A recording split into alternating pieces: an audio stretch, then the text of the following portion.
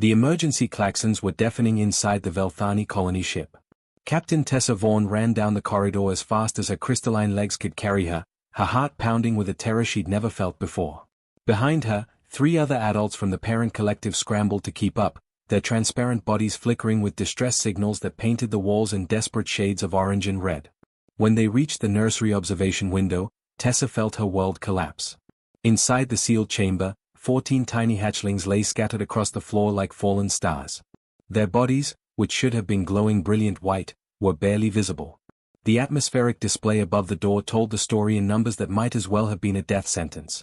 Oxygen levels rising. Nitrogen levels rising. Carbon dioxide increasing.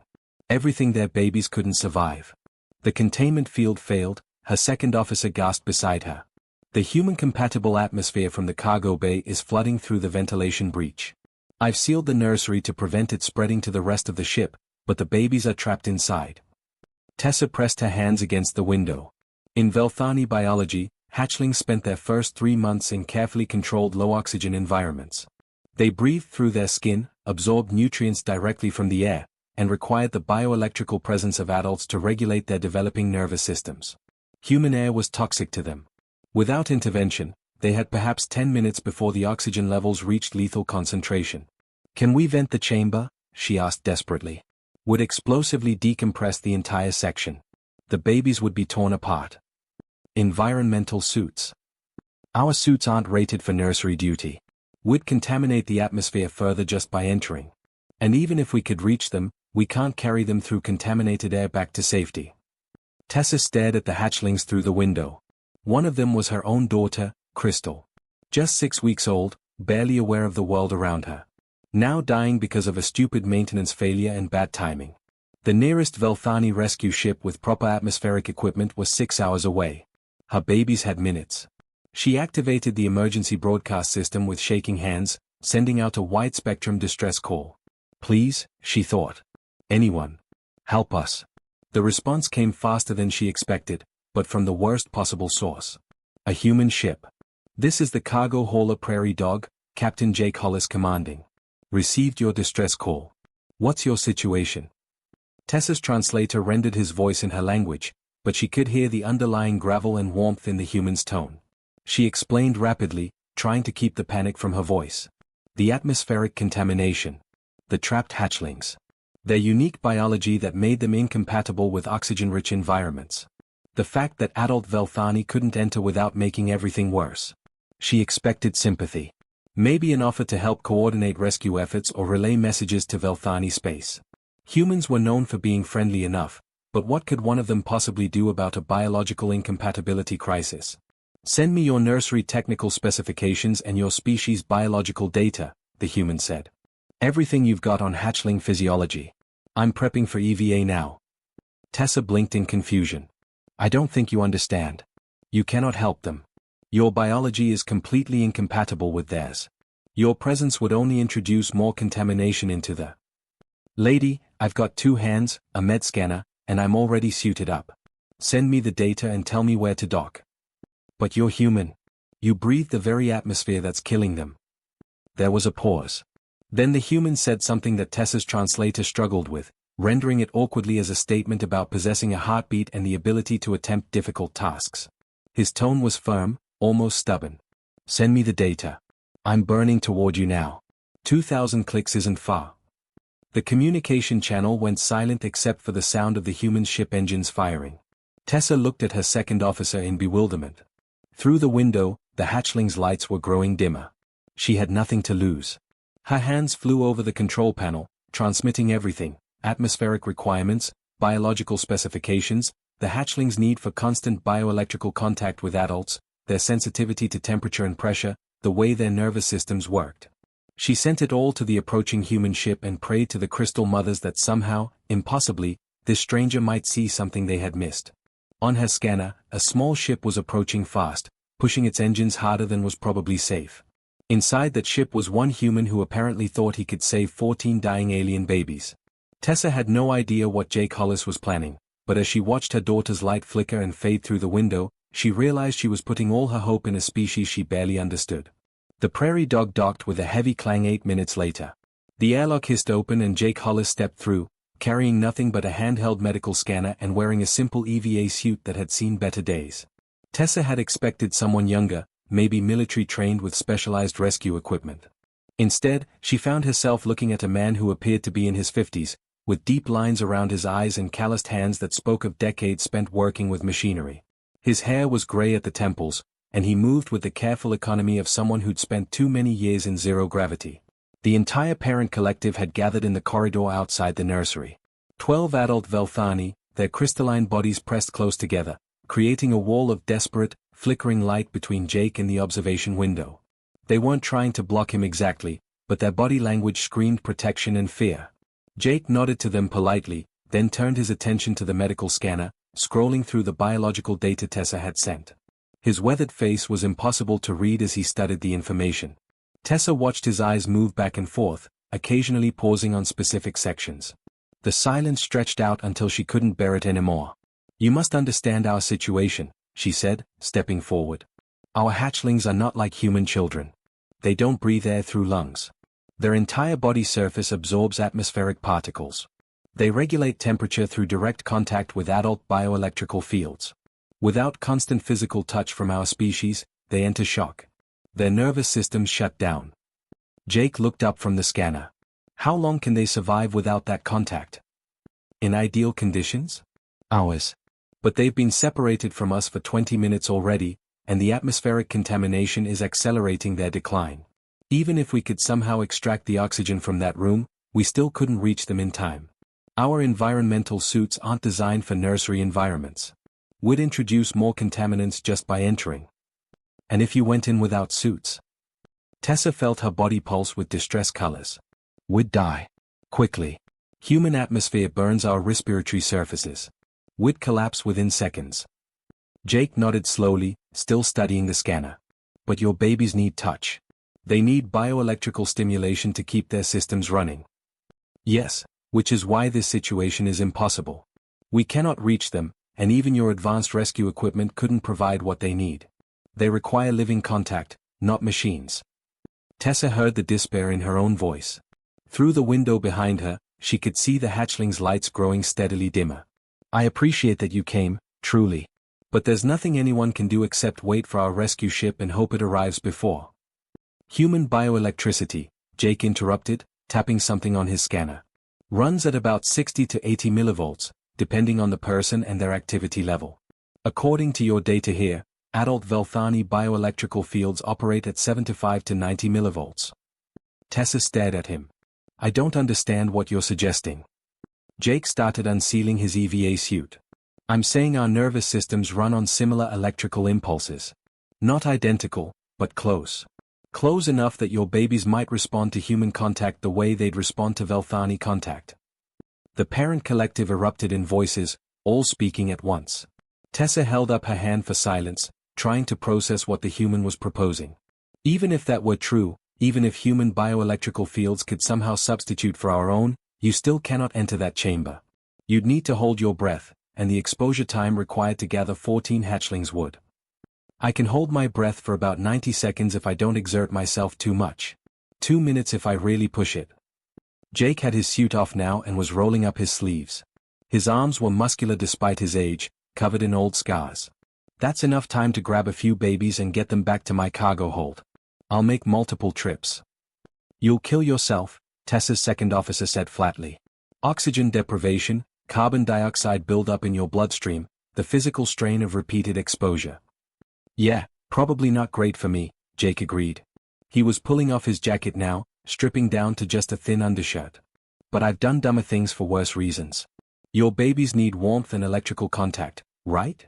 Well, humans run at about 37 degrees Celsius, and I've definitely got a nervous system." He walked to the nursery door and studied the control panel. "I'm guessing I've got maybe 10 more minutes before the oxygen concentration in there crosses the lethal threshold for your kids. So we're burning time talking. I need you to show me how to open this door, and I need you to trust me." Tessa found herself moving forward despite her fear.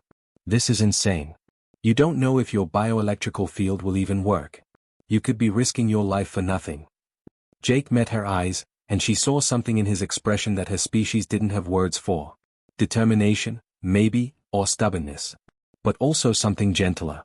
Lady, they're babies. They didn't ask to be in this situation. If there's even a chance I can help, I'm taking it. Now are you going to show me how this door works, or am I figuring it out myself? Tessa's hand trembled as she reached for the control panel. The override code is 743 Alpha. But please, you must understand, if this doesn't work, if your contact isn't sufficient. Then at least we tried. Jake entered the code and the door began to cycle open. I'm going to need you watching on the monitors.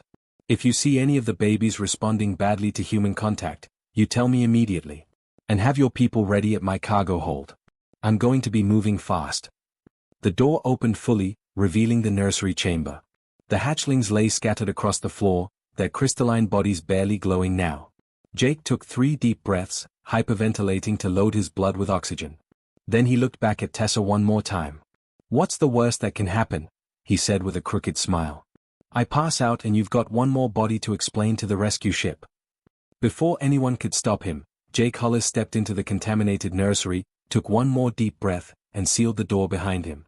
Tessa rushed to the observation window, her heart hammering. The human knelt beside the nearest hatchling and gently scooped the tiny crystalline body into his hands. The hatchling's internal light flickered once, then pulsed slightly brighter. Jake's lungs were already burning. He'd been holding his breath for maybe 20 seconds, and his body was screaming at him to breathe the oxygen-rich air surrounding him. He ignored it. The hatchling in his hands felt cool and smooth, like holding a piece of living glass. It weighed almost nothing, maybe 2 pounds at most. For a moment nothing happened, and Jake felt a spike of fear that his crazy plan wouldn't work. Then the baby pulsed with light. Just a flicker at first, then stronger. Jake felt a strange tingling sensation where the hatchling's body touched his palms, like a mild electric current running across his skin. The sensation wasn't painful, more surprising than anything else. The baby was responding to him. No time to celebrate. Jake pressed the hatchling against his bare chest and reached for the medical scanner with his free hand. His vision was starting to blur at the edges, his body demanding oxygen. The scanner highlighted 3 hatchlings in critical condition, their biosigns barely registering. Jake lurched toward the nearest one, his movements clumsy as his oxygen-starved brain struggled to coordinate his muscles. He grabbed the second baby and tucked it against his ribs, then the third one against his other side. The tingling sensation intensified as all 3 hatchlings made contact with his skin. Through his fading vision, he could see their lights growing fractionally brighter. His own heartbeat thundered in his ears, loud and frantic. 45 seconds. Maybe 50. Jake stumbled toward the door, hit the release panel, and practically fell through the airlock. He gasped for air in the corridor, his chest heaving, while the Velthani scattered to give him space. The 3 hatchlings clung to him, their small bodies warm now against his skin. They were humming. Actually humming, a high-pitched vibration he could feel through his ribcage. They're responding, Tessa breathed, her voice filled with wonder. Their biosigns are stabilizing. Jake didn't have time to respond. He was already moving toward his ship, jogging down the corridor with the 3 babies pressed carefully against his torso. His cargo hold was a mess of improvised equipment. He'd torn apart his atmospheric processor and reprogrammed it based on the Velthani specifications Tessa had sent. It wasn't perfect, the mixture was probably off by a few percentage points, but it was a hell of a lot better than the oxygen-saturated air in the nursery. He laid the 3 hatchlings carefully on the padded surface he'd prepared, a nest made from his spare blankets and clothing. They immediately started crawling toward each other, seeking contact. Jake watched their lights pulse and sync for maybe 3 seconds, then turned and ran back toward the nursery. Tessa was waiting at the observation window, practically vibrating with anxiety. There are 11 more. Can you really? Jake was already hyperventilating again, loading his blood with oxygen for another run. He didn't waste breath on answering. The door cycled open and he plunged back into the contaminated chamber.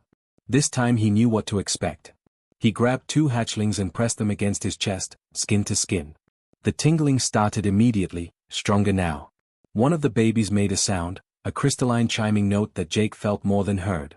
I know, kid, he muttered, his words coming out as bubbles of precious air. Hang on. He tucked another baby into the crook of his arm, then another against his neck. For this trip. His lungs were screaming now, the urge to breathe almost overwhelming.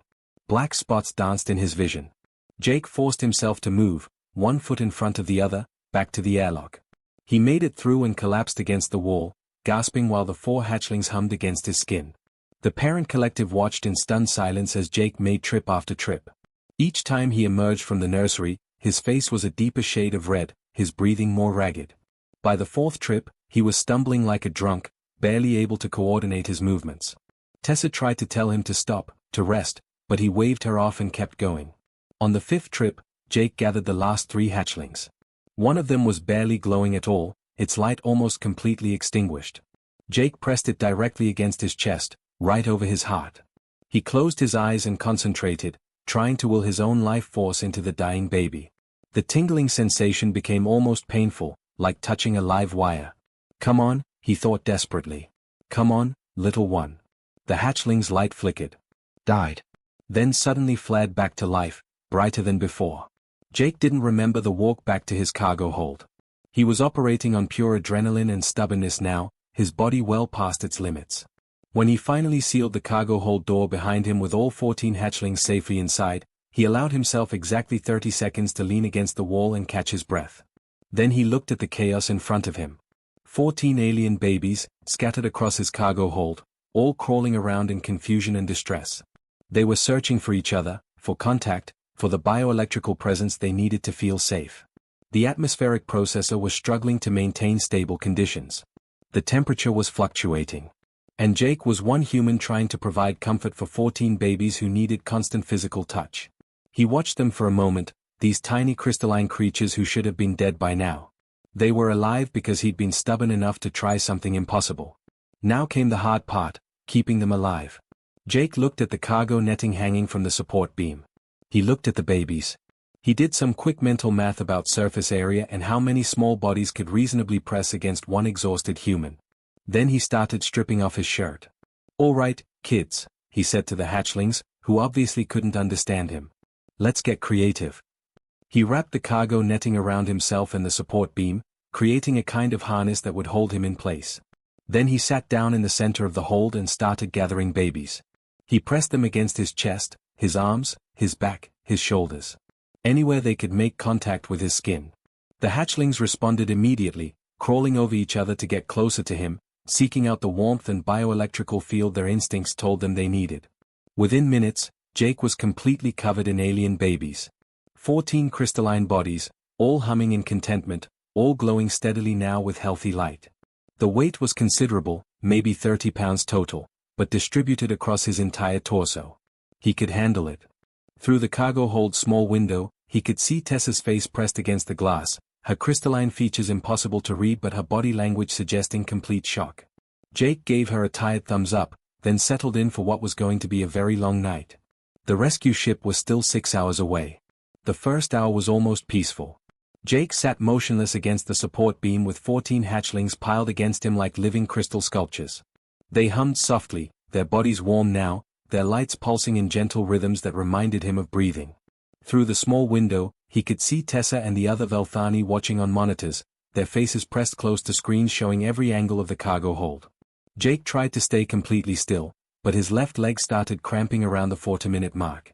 He shifted slightly, trying to work out the knot without disturbing the babies. Immediately, 3 of the hatchlings squirmed in distress, their lights flickering. Jake froze, his heart pounding. The babies settled after a few seconds, pressing closer against him, but the message was clear. Any significant movement triggered their anxiety. He was going to have to sit here, mostly motionless, for 6 hours. With a leg cramp. And 14 babies who weighed collectively about 35 pounds draped across every available surface of his body. Could be worse, Jake muttered to himself. Could be stuck in traffic on the Houston freeway.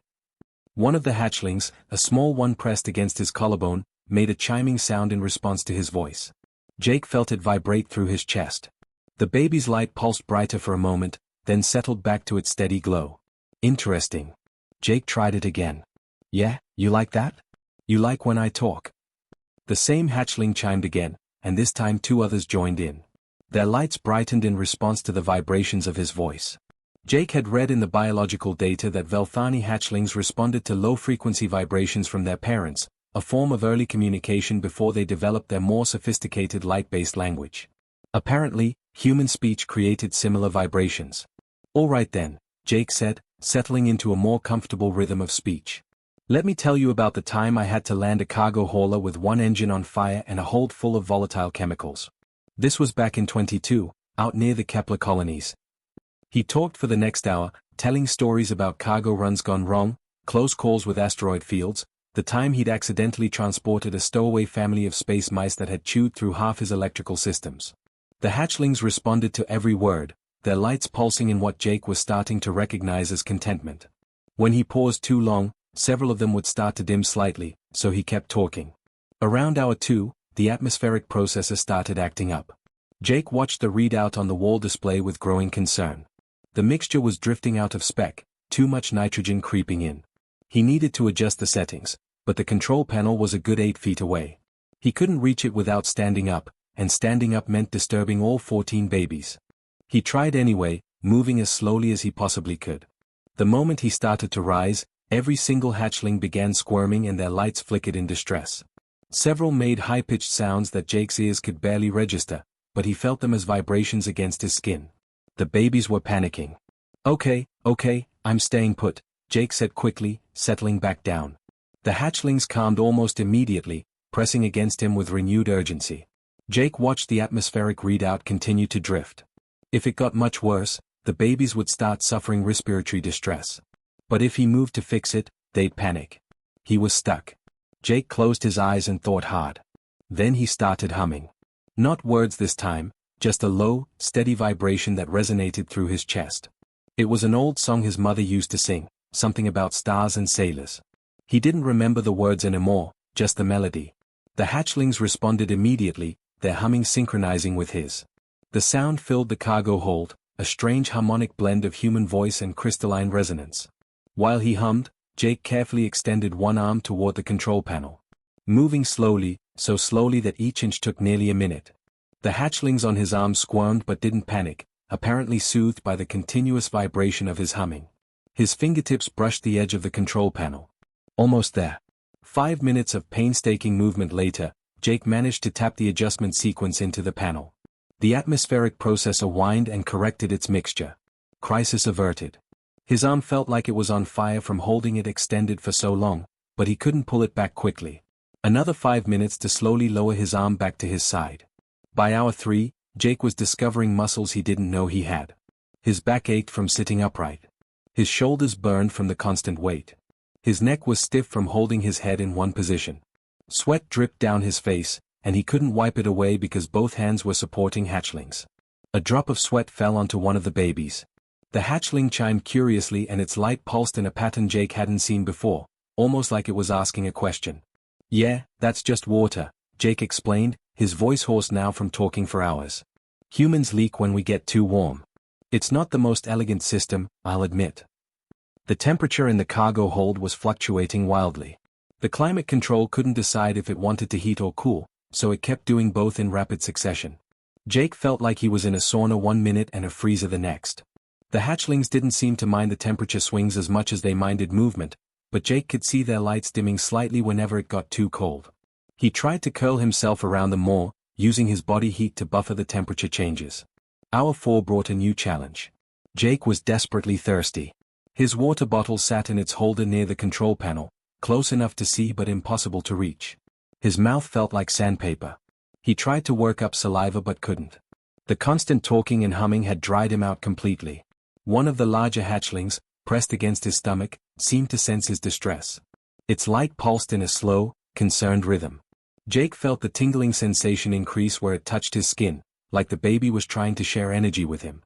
The gesture was so clearly intentional, so obviously an attempt to help, that Jake felt his throat tighten with emotion. Thanks, kid, he whispered. I'm okay. Just thirsty. You focus on staying healthy. But the hatchling kept pulsing that steady, supportive rhythm. And gradually, Jake realized that several other babies had joined in, all of them pulsing in sync. They were trying to take care of him the same way he was taking care of them.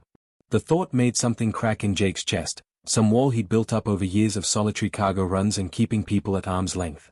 He started humming again, letting the vibrations soothe both the babies and himself. He hummed every song he could remember. When he ran out of songs, he hummed the theme songs from old television shows. When he ran out of those, he just made up melodies. Hour 5 was when Jake started to seriously worry he might not make it. His entire body was cramping now. He couldn't feel his feet anymore. His back was in agony. The dehydration was giving him a splitting headache. His vision kept blurring. He caught himself starting to drift off several times, his exhausted brain trying to shut down. But he couldn't sleep. If he lost consciousness, he might slump over and crush the babies, or drop the ones he was holding.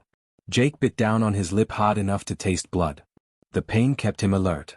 He started reciting multiplication tables out loud, then the names of every star system he'd ever visited, anything to keep his brain active and his voice providing those vibrations the babies needed. Through the window, he could see Tessa's face. She hadn't moved in hours. None of the Velthani had. They were keeping vigil, watching their baby survive against impossible odds. 1 more hour, Jake told himself, his voice barely above a whisper now. 60 more minutes. You've done harder things. Remember that time you stayed awake for 3 days straight fixing the nav computer? This is nothing. It wasn't nothing. It was everything. 14 tiny lives depending entirely on him staying conscious and still for just a little bit longer. The hatchlings hummed against him, their lights steady and strong now. Whatever he was doing, it was working. They were going to survive. Jake just had to survive too. The rescue ship arrived exactly 6 hours after Jake had first stepped into that contaminated nursery. He barely registered the docking clamps engaging or the sound of Velthani medical teams rushing through the corridors. His world had narrowed to just breathing, staying conscious, and keeping the 14 small bodies against him warm and safe. Everything else was distant noise. The cargo hold door opened and Tessa entered first, followed by a team of specialists in pristine white environmental suits. They stopped dead when they saw Jake. He must have looked like something from a fever dream, slumped against the support beam, held upright only by cargo netting, covered head to toe in glowing crystalline babies. His shirt was long gone, his skin was marked with pressure points from tiny bodies, and his eyes were half closed with exhaustion. "They're okay," Jake managed to croak out, his voice barely recognizable after hours of talking and humming. "All 14. Counted them 6 times. Maybe 7. Lost track somewhere around hour 4. Tessa made a sound that Jake's exhausted brain couldn't interpret. The medical team moved forward carefully, and Jake felt hands gently lifting hatchlings from his body. The babies protested, their lights flickering as they were separated from him. Several of them made those high-pitched chiming sounds, clearly distressed at losing contact with their unexpected caretaker. "It's okay, little ones," Jake whispered, though he wasn't sure they could understand. "Your real family's here now. Time to go home." The medical team worked efficiently, using specialized carriers that provided the proper atmospheric conditions and bioelectrical stimulation. But Jake noticed that several of the hatchlings kept looking back toward him, their lights pulsing in patterns he was starting to recognize. They were confused, maybe even scared. To them, Jake had been their entire world for 6 hours. His heartbeat, his warmth, his voice had been the things keeping them alive and calm. One hatchling in particular, the small one that had been pressed against his collarbone for most of the night, refused to be taken. It clung to Jake's chest, its tiny crystalline fingers gripping his skin with surprising strength. Every time a medic tried to remove it, the baby's light would flicker dangerously and it would make distressed sounds that hurt Jake's heart. Tessa approached slowly and knelt beside Jake. "That one is my daughter," she said softly. "Crystal. She was the furthest gone when you first entered the nursery. You saved her life specifically at least 3 times according to our monitors." Jake looked down at the small hatchling clinging to him. Up close, he could see tiny details in her crystalline structure, patterns like fractured light that were probably unique to her. She pulsed with light in a steady rhythm that matched his heartbeat. "Hey there, Crystal," he said gently. "Your mom's here. You're safe now." Crystal chimed softly but didn't let go. Tessa reached out and placed her hand near her daughter, letting the baby feel her bioelectrical field. Slowly, cautiously, Crystal's grip on Jake loosened. She reached toward her mother, and Tessa gathered her daughter carefully into her arms. The baby's light pulsed in a new pattern, recognition and relief flooding through her tiny body. Jake watched the reunion and felt something shift in his chest.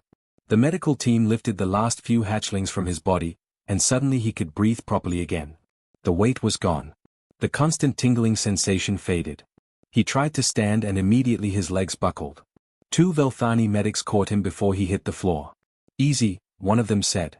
"You're severely dehydrated and your muscles are in shock from maintaining that position for so long. We need to get you to medical." "Water first," Jake rasped.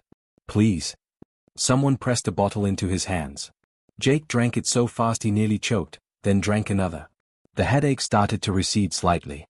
A medic was scanning him with equipment, making concerned noises about his vital signs. Jake ignored them and focused on the hatchlings being carefully loaded into their carriers. All 14 were glowing brightly now, healthy and alive. Tessa approached again, still holding Crystal. The other members of the parent collective gathered around her, creating a semicircle of crystalline bodies. They were all looking at Jake with expressions he couldn't quite read. Velthani facial features were subtle, but their body language and the colors pulsing through their transparent forms told him something important was happening. Jake Hollis, Tessa said formally. What you did today defies understanding. You risked your life repeatedly for children that were not your own, not even your species. You endured hours of physical torment to provide comfort to babies who should mean nothing to you. Why? Jake leaned back against the cargo hold wall, too tired to stand without support. He thought about how to answer, how to explain something that felt so obvious to him that it barely needed words. They were babies who needed help, he said finally. Where I come from, that's the only reason you need. Doesn't matter if they're human babies or Velthani babies or some other species entirely. They're kids. They're helpless. When you can help, you help. It's that simple. But the risk was worth it. Look at them. Jake gestured weakly toward the carriers where 14 healthy hatchlings were now resting safely. All alive. All going to be okay. That's worth a few hours of discomfort and some sore muscles. The Velthani were silent for a long moment. Then Tessa stepped forward and held Crystal out toward Jake. In our culture, we have a ceremony called the sharing. It's our highest honor, reserved for moments of profound significance. It allows two beings to experience each other's true feelings and understanding. Would you permit me this? Jake wasn't entirely sure what he was agreeing to, but he nodded. Tessa handed Crystal to another Velthani, then pressed her crystal forehead directly against Jake's. The world exploded into sensation. Suddenly Jake felt what Tessa felt. The overwhelming terror of watching her child dying. The desperate hopelessness of knowing she couldn't save her. The shock and confusion when a strange human appeared with an impossible plan. The agonizing hours of watching Jake suffer while keeping her babies alive. And now, the gratitude so profound it felt like drowning and flying at the same time. The recognition that humans possessed something rare in the galaxy, something her species and most others had never fully grasped. The instinct to protect the helpless regardless of origin, to suffer for strangers, to give everything for children they'd never met. But the connection flowed both ways. Tessa gasped as she felt Jake's perspective. His simple, unshakable belief that children deserved protection. His lack of hesitation when faced with their crisis. The physical agony he'd endured, worse than Tessa had realized, and his absolute refusal to give up despite it. And underneath it all, something that shocked Tessa to her core. Jake had never once considered not helping. The thought of leaving those babies to die had literally never entered his mind as an option. The sharing broke, and both of them stumbled back. Tessa's body was pulsing with colors Jake had never seen before. Tears were streaming down his face, though he wasn't entirely sure why. Your species, Tessa said, her voice shaking. You're all like this. Most of us, Jake said. When it comes to kids, yeah. Most humans would do what I did if they could. The parent collective began pulsing in synchronized patterns, communicating with each other in their light-based language. Jake couldn't understand the specifics, but he caught the general feeling. Awe, respect, and something that felt like the beginning of deep friendship. Before Jake left the Velthani ship, his payment account was updated. He checked it once, saw enough credits to buy a new cargo hauler 10 times over, and immediately transferred 80% of it to the Children's Hospital in New Houston. The rest would cover his ship repairs and maybe a decent meal. 3 weeks later, Jake was back to running cargo when his comm system lit up with priority messages. The story had spread through Velthani space at faster-than-light speeds, and from there to the rest of the galaxy. News services were calling him a hero. Diplomats wanted interviews. The Velthani Council had issued an official statement declaring humanity protectors of the innocent, and offering unprecedented trade agreements and alliances. Jake ignored most of it. But he kept one message, a video from Tessa showing 14 healthy hatchlings playing in a proper nursery. Crystal was in the front, her light pulsing in a pattern Jake recognized. She was humming, and it sounded almost like the lullaby he'd sung during that long night. Across the galaxy, humanity's reputation had changed. They weren't just another species anymore. They were the ones who would hold your children through the dark, who would suffer to keep them safe, who understood that some things transcended species and politics and differences. They were the ones who would cradle your babies and refuse to let them go.